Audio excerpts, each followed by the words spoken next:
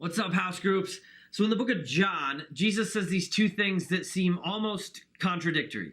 In chapter 16, verse 33, he says, "In this world you will have trouble." But a couple chapters earlier, in chapter 14, verse 1, Jesus said, "Let not your hearts be troubled." And you hear those and you're almost like, well, which one is it, Lord? Am I not supposed to be troubled, or am I just gonna have trouble? But I think those two statements aren't contradictory at all. What Jesus is trying to tell us by making both of those statements is that so often we get caught up as human beings in trying to control the wrong stuff, trying to control external things that are beyond our control. And then when we fail to control those, we freak out.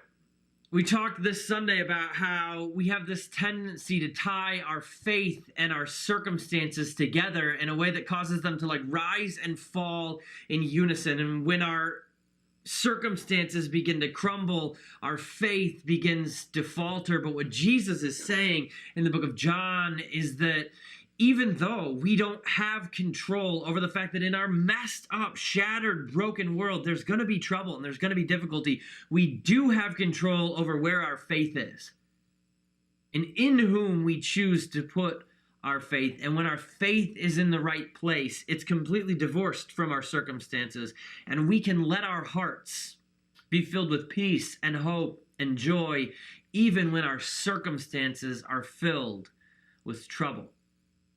That's a whole lot easier said than done.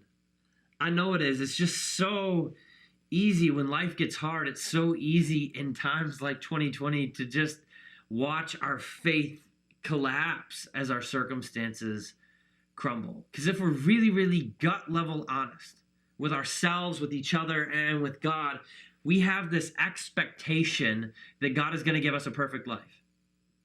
We have this expectation that somehow, as long as we believe in him, as long as we try to be kind of good people, that God owes us peace and comfort and power and wealth and everything we've been dreaming of. And then when there's this gap between our expectations and our experiences, we decide that God must not be who God says he is, and God must not be fulfilling his promises to us because we wanted all this stuff and he isn't delivering it. And we're not the first people to deal with that. The disciples thought the same thing. The moment Jesus got arrested, their faith vanished and they bailed on him because they expected that he would be the king. They expected that they'd be his right-hand men and they'd have power and they'd have glory and they'd have wealth. And then there was a gap between their expectations and their experiences, and they bailed on their faith. And we all do the same thing. There's one thing I love about the book of Mark, because Mark kind of foreshadows that reality, and it kind of helps us zoom out and understand what's really going on. In Peter's story that he told and had John Mark write down, the Last Supper is placed directly between Judas deciding to betray Jesus and the disciples deciding to bail on Jesus. And it's a really interesting placement to have this Last Supper, this moment of Jesus loving his disciples, serving his disciples by washing their feet. Jesus telling his disciples one last time that he was about to die for their sins, right between the betrayal and the bailing. Because it's a reminder of exactly why Jesus had to go to the cross and die. Not for some sort of evil that existed out there, like some sort of malevolent, awful, evil force that was ethereal and not present, like Rome or Hitler or dictators and tyrants and bad people and Democrats or Republicans or whatever it is for you. It was for the sin of his disciples. Like between their betrayal and their bailing on him, he talked about how he needed to die for their sin and yours and mine, the sins of the people that he loved. And I think when we can get that perspective, everything changes.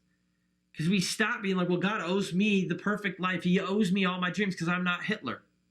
That's great. Please don't be Hitler.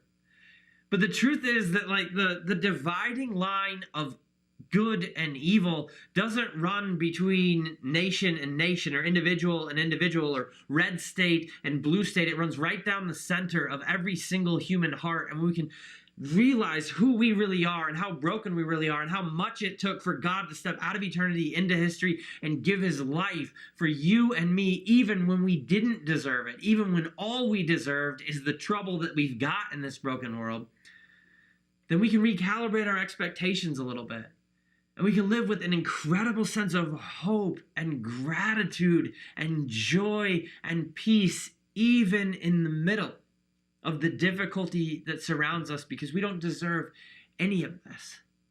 But God gave it to us despite the fact that we didn't deserve it. So in this world, we're going to have trouble. We're going to have moments where life feels impossible and we're not sure how in the world we're going to continue forward, how in the world we're going to go on.